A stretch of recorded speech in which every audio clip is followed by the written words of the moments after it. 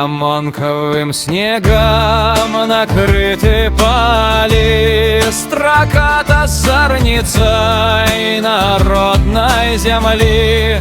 Вандрує невольник вятрищами гнаны, и ранок свавольный, але всем коханный.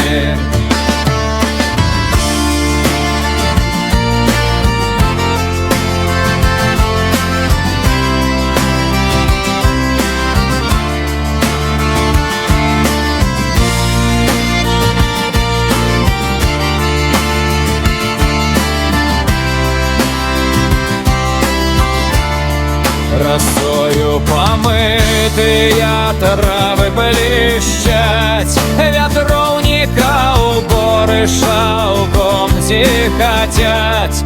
Молочную речка, витая смугу, шапочет за звербами полтры снягу.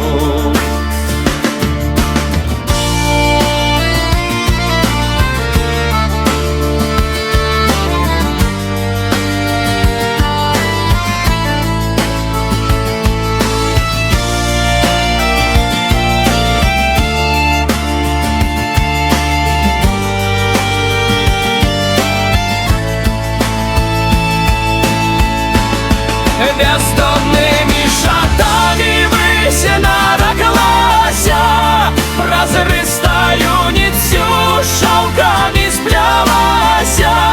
Загадковым флером усходе земля обновы дает для яскравого дня.